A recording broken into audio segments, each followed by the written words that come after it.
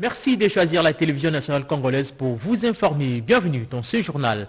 Le vice-premier ministre au ministre des Affaires étrangères a conduit une délégation de 9 ambassadeurs récemment nommés auprès du chef de l'État. Félix Antoine Tshisekedi Tshilombo, des questions relatives à leur mission dans leurs différents pays d'affectation ont été évoquées au cours de cet entretien. Pierre Kibambeso Moïsa pour les détails.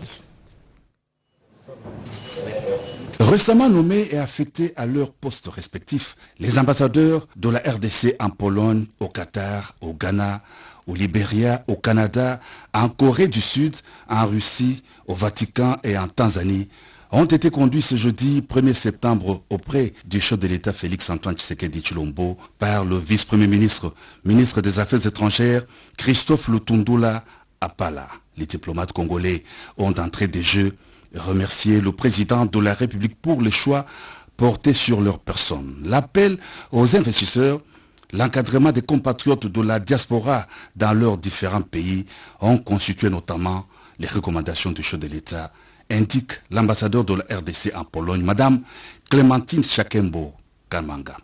L'objet de cette rencontre était d'abord de le saluer et ensuite lui dire merci pour avoir porté son choix sur nous. Et par la suite recevoir ses instructions pour nos prochaines missions diplomatiques.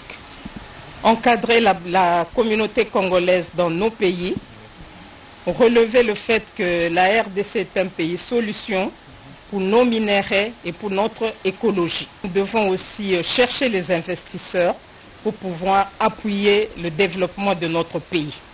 Et il a cité quelques pays en exemple, par exemple la Corée du Sud, et le Qatar.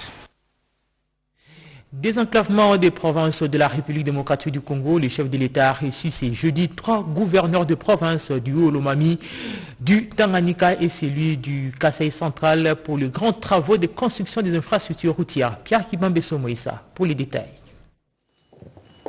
Le développement du Haut-Lomami, du Tanganyika et du Kasaï central était au menu des entretiens que le président de la République Félix Antoine Tshisekedi Tshilombo a eu avec le gouverneur de ces trois provinces, reçus tour à tour à la Cité de l'Union africaine. Pour Madame le gouverneur du Haut-Lomami, Isabelle Yumba Kalenga, sa province compte beaucoup sur les grands travaux de réhabilitation de la route nationale numéro 1 pour son désenclavement. La province du Haut-Lomami, c'est une province qui est enclavée. Et le besoin actuel, c'est désenclaver la province. Et nous sommes rassurés par les chefs de l'État et que bientôt, surtout cette route nationale numéro 1 qui tous nous importe, va commencer, les travaux vont commencer, on va lancer les travaux. Je rassure ma population que les chefs tiennent à tout prix relever ces défis de développer cette province du Haut-Lomami. Le développement, mais aussi la situation sécuritaire au Tanganyika ont été évoqués au cours des échanges du président de la République avec le gouverneur de cette province, Madame Julie Ngungwa Mwayuma. L'image que la province présentait, c'est comme s'il y avait de l'insécurité ou quoi. Et j'ai donné quand même des éclaircissements par rapport à ça. Il n'y a pas d'insécurité dans la province. Depuis que je suis arrivée, il y a du calme. La province est potentiellement riche. Il suffit seulement d'y mettre du sérieux. Et je pense que la province va décoller. Les travaux d'infrastructure, notamment sur la route Kalambambouji et le barrage de Katende, sont au centre de préoccupation au Kasaï central, déclare le gouverneur de province John Kabeya Shikai. Pour la route de Kalambambouji, nous venons de nous mettre d'accord avec l'autorité, le chef de l'État, que le 10, il sera à Kananga pour le lancement des travaux de Kalambambouji, qui est une route salutaire pour la province et pour l'espace Grand Kasaï. Katende, où en est-on? Les travaux sont toujours en arrêt, qu'est-ce qui se passe? Oui, effectivement, c'est comme ça. Nous avons échangé longuement avec le chef de l'État. Je pense que lors de son arrivée à Kananga, on aura pu certaines solutions à trouver ensemble pour voir qu'est-ce qui reste à faire et puis qu'est-ce que nous allons faire. Et puis la solution sera trouvée sur place à Kananga. Conflit ethnique entre deux communautés, les Tekele Yaka à Kwamonte, chef-lieu de la province du Maïndombe. Le gouvernement réitère son appel au calme. Une mission gouvernementale vient d'être diligentée pour suivre de près cette situation. Pati Tondango, Marcel Moubenga sur les images de Bienvenue Loussala. Kiaka dans les territoires des Kwamut, l'heure est au rapport au Premier ministre Jean-Michel Samalukonde Kienge de la mission dépêchée sur les théâtres d'opération dans la province de Maïndombe. Mission conduite sur le terrain par le vice-premier ministre et ministre en charge de l'Intérieur et Sécurité, Daniel Asselo Kito, qui en a fait l'économie de la situation. Sur instruction de son Excellence, Monsieur le Président de la République, le Premier ministre a constitué une délégation de 4 ministres qui se sont rendus sur place. Il se pose un problème de crise entre deux communautés, deux peuples, comme ils le reconnaissent eux-mêmes, qui ont toujours vécu des années et des années dans le calme, dans la tranquillité, dans l'amitié, mais qui subitement se sont retrouvés dans un conflit sanglant, un conflit qui a posé au jour d'aujourd'hui, en tout cas un peu plus de 30 morts à Kwamut. La délégation gouvernementale a dégagé quelques pistes de solutions pour restaurer la paix entre deux communautés en conflit sanglant, a écouté les vice-premiers ministres et ministres de l'Intérieur pour mettre fin à ces désastres humains. Il est bon que la délégation se rende également à Kwango, plus précisément à Kenge, pour essayer de parler avec les responsables provinciaux, l'autorité traditionnelle, de manière à obtenir l'implication de chacun pour que ce que nous sommes en train de connaître à Kwamut ne puisse pas prospérer. Et pour s'arrêter, nous voudrions bien commencer par la sensibilisation. Entre-temps, nos services de sécurité et de défense sont instruits. La violence entre les deux communautés a débuté au mois d'août. À l'origine, la dispute foncière entre autochtones Teke et envahisseurs Yaka. Les gouvernements s'activent à tout prix pour mettre fin à ces conflits meurtriers de mauvais goût.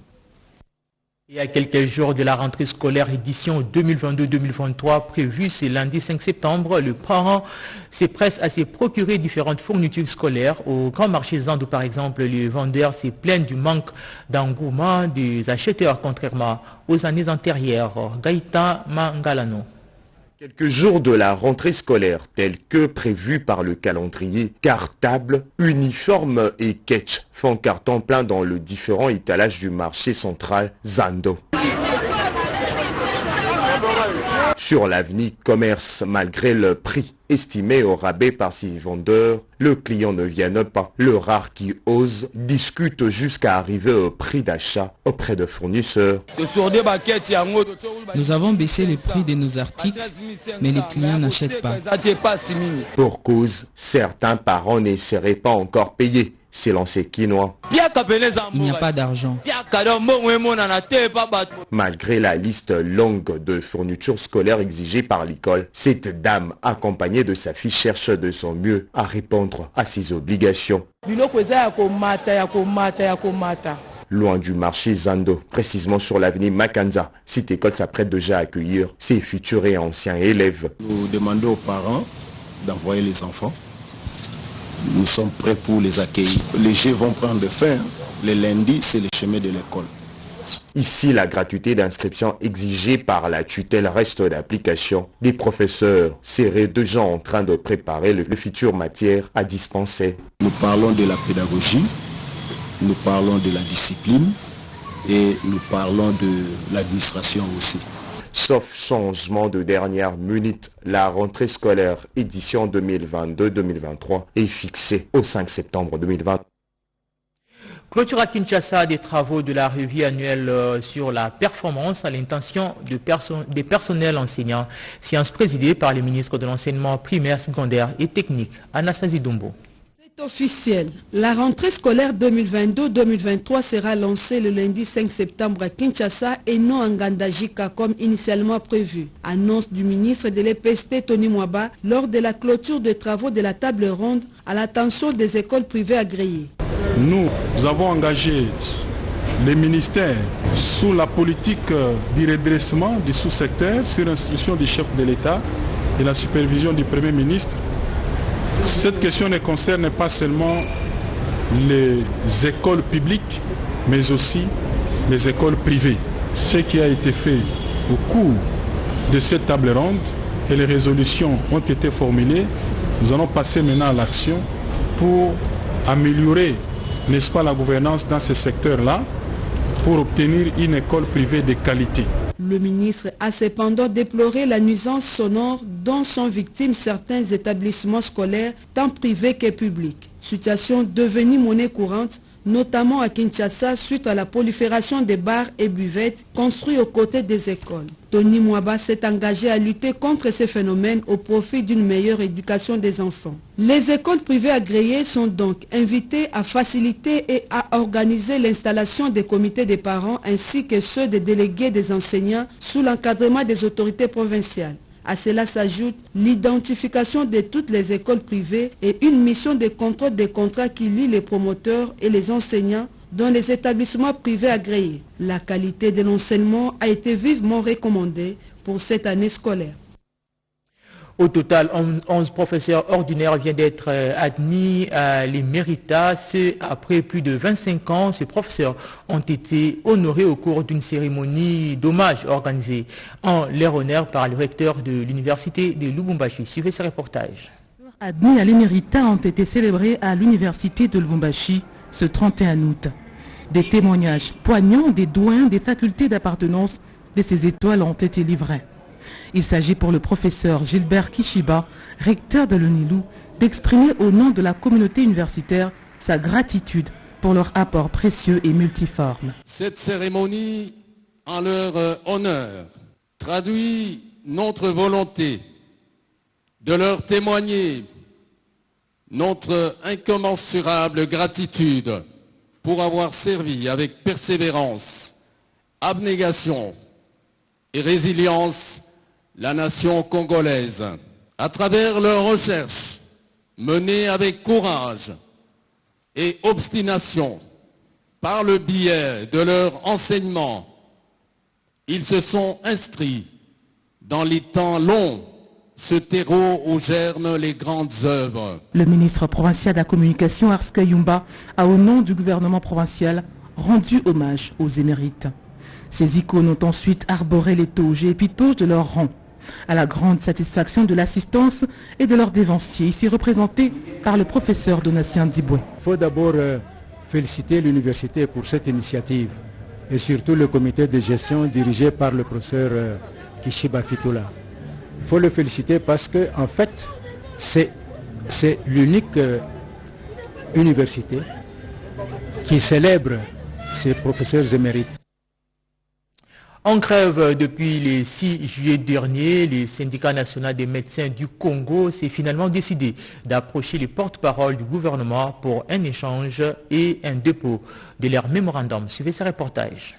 Une centaine de médecins regroupés au sein du syndicat national de médecins à l'assaut du cabinet du ministre de la Communication et Médias, venu déposer un mémo au ministre Patrick Muyaya en sa qualité de porte-parole du gouvernement. Nous ne sommes pas venus voir le ministre de la Communication, mais nous sommes plutôt venus voir le porte-parole du gouvernement pour lui présenter la situation que vivent les médecins actuellement. Obligé d'interrompre sa réunion avec l'ambassadeur coréen, Patrick Muyaya a adressé un message de réconfort à ses manifestants et les a promis de faire rapport au chef de l'État Félix Tshisekedi et au Premier ministre Jean-Michel Samaloukonde. Toutes vos revendications, ce n'est pas seulement le ministre de la Santé qui en parle, le président, le Premier ministre. Il y a 3 catégories qui sont prioritaires en dehors de l'armée et de la police. C'est les médecins, c'est les enseignants du primaire et c'est les enseignants de l'université. Donc on essaye progressivement de trouver des solutions. Et pour les médecins, je crois, il y a quand même eu des progrès dans les jours qui passent parce qu'on a mécanisé beaucoup, on m'a dit. Donc ne considérez pas que le gouvernement est de mauvaise foi. Non. Après leur échange à bâton rompu avec le ministre Muyaya Katimbui, le représentant du SINAMED ont déclaré que le porte-parole du gouvernement a été très attentif à leurs revendications. Il a accepté de porter notre voix au Conseil des ministres et nous pensons que notre voix sera désormais entendue. Cette organisation syndicale revendique l'admission sous statut de 10 000 médecins, l'alignement de plus de 6 000 médecins non bénéficiaires de la prime de risque de médecins, ainsi que la prise en compte de l'indemnité de transport et de logement. Alors que certains s'emportent comme les médecins, les anciens combattants jubilent. Immense joie des invalides, retraités, blessés de guerre et orphelins militaires suite à l'augmentation de leur salaire. Ces derniers ont pris d'assaut le ministère de la Défense pour remercier le chef de l'État, Jojo Ndibou. L'augmentation substantielle du traitement de base des militaires, à cela s'ajoutent 31 000 militaires non retraités inactifs qui depuis 18 ans ont été catégorisés inactifs, sont désormais payés comme tous les autres en attendant leur mise à la retraite légale. Un rêve devenu réalité pour le retraité blessé de guerre, veuves et orphelins militaires qui ont pris d'assaut le ministère de la Défense nationale et anciens combattants sur l'avenue de la Gombe en vue d'exprimer leur reconnaissance au président de la République, Félix Antoine Tshisekedi Tshilombo, commandant suprême des FARDC et de la police nationale, et des remerciements au Premier ministre et toute leur gratitude au ministre de la Défense nationale pour la matérialisation de cette promesse. Sur place, c'est la vice-ministre de la Défense nationale qui a été à l'écoute de ces derniers qui ne sont pas venus même réduits. Ils ont apporté dans leur gibecière des présents. Merci beaucoup. Nous étions à l'intérieur avec les ministres, avec votre délégation. Le ministre aussi vous a remercié pour votre geste de reconnaissance. Et il a dit que d'ici le mois d'octobre, vous allez toucher votre salaire normal. Ému par ce geste, Séraphine Kilobo leur a fait savoir que c'est grâce au sens d'humanisme du président de la République que l'augmentation salariale des militaires a été rendue possible en vue de donner du courage à nos vaillants militaires. La question d'apatridie était au cœur des échanges entre la ministre d'État et le ministre de la Justice et une délégation du HCR, Rose Mutombo, a par la suite échangé avec l'ambassadeur d'Italie en République démocratique du Congo sur la coopération judiciaire entre les deux pays, nous dit Joseph Oscar Mbal dans ses reportages. Avec l'ambassadeur d'Italie en RDC, il était question de passer en revue l'état de la coopération judiciaire entre les deux pays. Concernant les cas de l'assassinat de son prédécesseur tué dans les périphéries de la ville de Goma, dans la province du Nord Kivu, l'ambassadeur Alberto Petrangeli a par ailleurs remercié la ministre d'État, ministre de la Justice et garde des Sceaux, Rose Mutombo Kiese, pour la coopération assurée par les autorités judiciaires congolaises et de la police nationale pour élucider cet acte ignoble. D'autre part, un atelier technique sur l'adoption d'un plan pour l'amélioration du cadre juridique sur l'apatridie en RDC a ouvert ses portes sous les auspices de la ministre Rose Mutombo Kiese. C'était en présence du représentant du Haut Commissariat des Nations Unies pour les réfugiés en RDC, Angèle Dikongwe Atanga. Mon institution, le Haut Commissariat pour les réfugiés, demeurera bien sûr aux côtés du gouvernement de la RDC et de ses partenaires pour l'atteinte de nos objectifs communs, visant à adopter un plan pour aider la République démocratique du Congo à adhérer aux conventions sur l'apatridie. Par ces assises, le gouvernement de la République a démontré la volonté, à travers le ministère de la Justice, de mettre en œuvre ses engagements visant à éradiquer l'apatridie d'ici à l'horizon 2024, en dotant la RDC d'un cadre juridique préventif des risques d'apatridie et protecteur des droits des apatrides.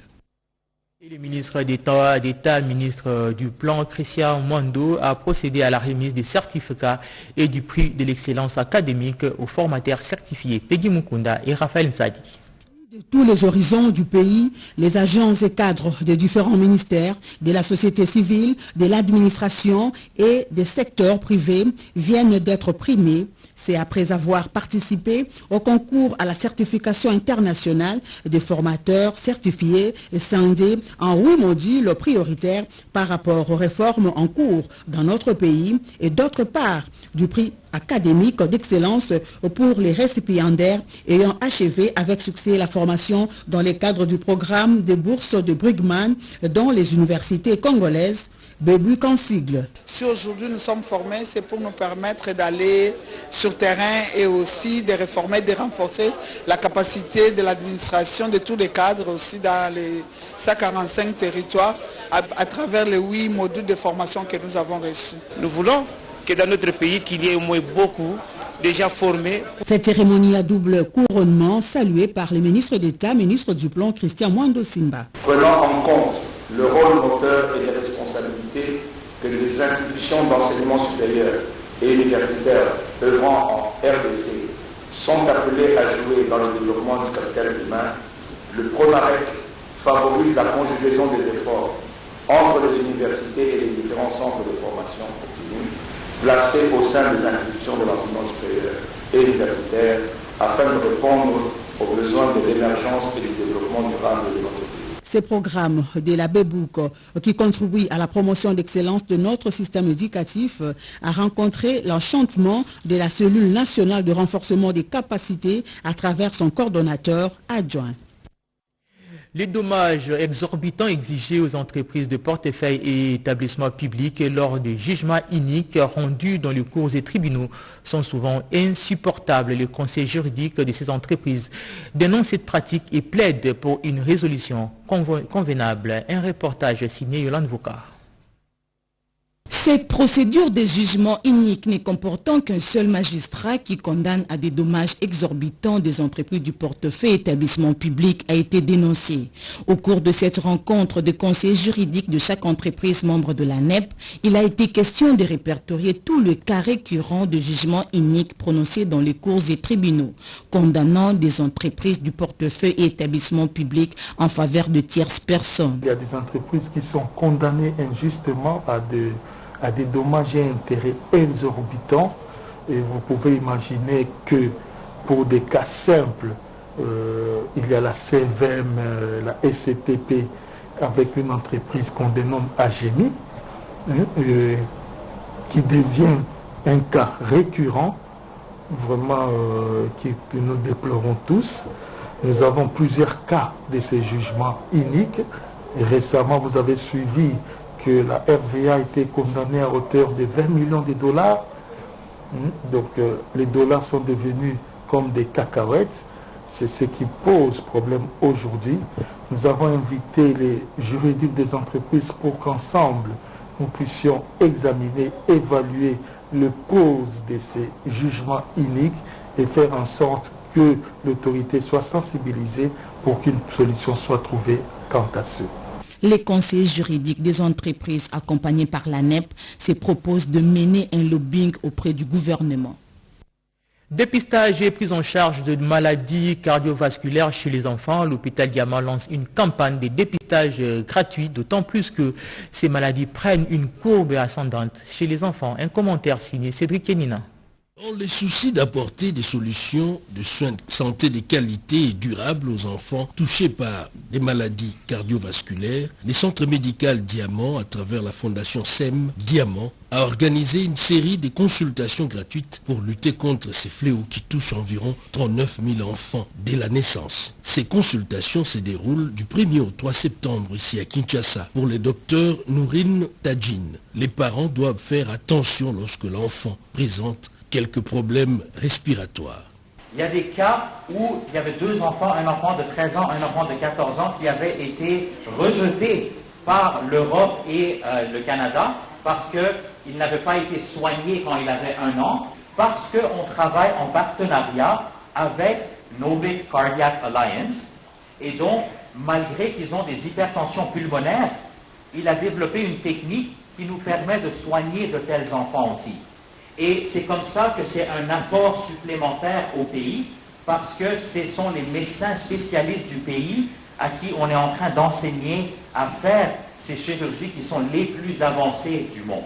Ces consultations permettront la sélection dans sa finalité des patients éligibles pour la campagne de chirurgie en fin septembre. La fondation SEM Diamant et la clinique Diamant sont établies au Canada depuis 1994 et offrent au centre de Kinshasa depuis 2013 des soins de santé de qualité selon un plateau technique digne de ce nom. Toujours dans ces secteurs, notre concert Malumbela nous fait revivre ce qui a été la cérémonie inaugurale d'un centre hospitalier dans la province du Sankoro. Suivez ce reportage. Sacré pour la Fondation Panzi, venir en aide aux femmes victimes de violences sexuelles sous toutes ses formes. Une équipe de médecins spécialistes de l'hôpital de Panzi a été dépêchée dans la province de Sankourou. Après avoir fini les consultations des malades encollés, ces blouses blanches ont opéré avec succès les femmes souffrant des fistules, un lourd fardeau social. Elles étaient au nombre de 26. Décollés, ces médecins ont posé les équipements médicaux à l'hôpital général de référence de Lodja, où 15 autres femmes ont subi les opérations chirurgicales, au terme desquelles la Fondation Panzi a remis à chacune d'elles les kits de dignité. Sourire aux lèvres, le bénéficiaire n'a pas tari d'éloges à l'endroit du docteur Denis Mukwege, prix Nobel de la paix. Nous tenons à remercier le docteur Denis Mukwege avec sa fondation qui a réduit les cas de fistules gynéco et urogénitales et digestives chez les femmes au Sankourou d'une manière générale et au territoire de Lodja de façon particulière. Pour les propriétaires de la fondation est animé d'une bonne volonté pour mettre en jeu ces moyens, tout ça afin que ces femmes soient réparées, nourries et ramenées chez elles. Et comme cette équipe vient pour la réparation gratuite, vraiment la population est très contente. Avant de quitter la province de Sankourou, où les besoins s'est fait sentir, une formation de renforcement de capacités de médecins locaux en fistule obstétricale a été sollicitée. Dr Denis Mukwege, qui sans relâche multiplie ses services humanitaires, va bientôt inaugurer dans la ville de Kinshasa une extension de l'hôpital de Panzi. Dans la province du Nord Ubangi, le nouveau gouverneur a pris ses fonctions à l'issue d'une cérémonie de remise et reprise. Reportage.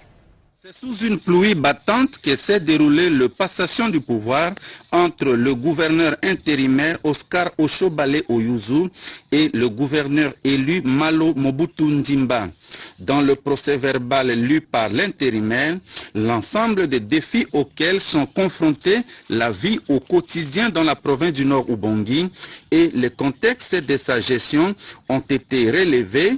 Entre autres, le délabrement des infrastructures routières, le fonctionnement de la régie financière avec la non-activation de certains actes générateurs de revenus et le recrutement des agents sur base de leur appartenance politique, mettant ainsi en péril la capacité de mobilisation et de canalisation des recettes au sein de cette régie provinciale. Cette cérémonie de remise et reprise, supervisée par Mme Hermine Poutou, inspectrice provinciale de la territoriale au Nord Ubangi, s'est déroulée en présence de quelques élus nationaux et de tous les répondants de services étatiques, para-étatiques et non étatiques du Nord Ubangi.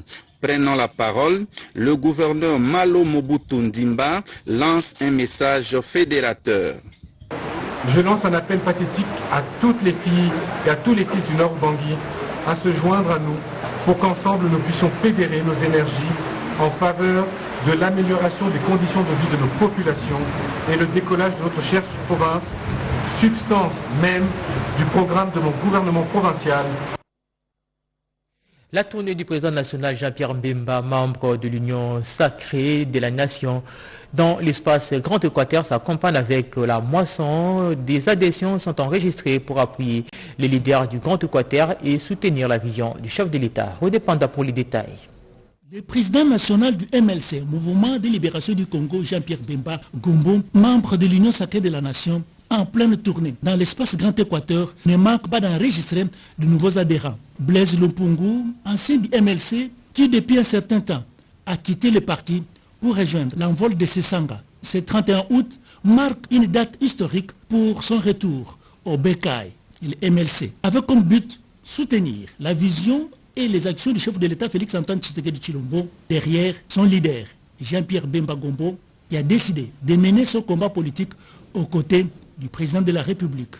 Nous avons quitté le MLC depuis 2011, puisque à l'époque, avec celui qui travaille avec moi, nous avions créé un parti politique que vous connaissez tous, qu'on appelle Envol.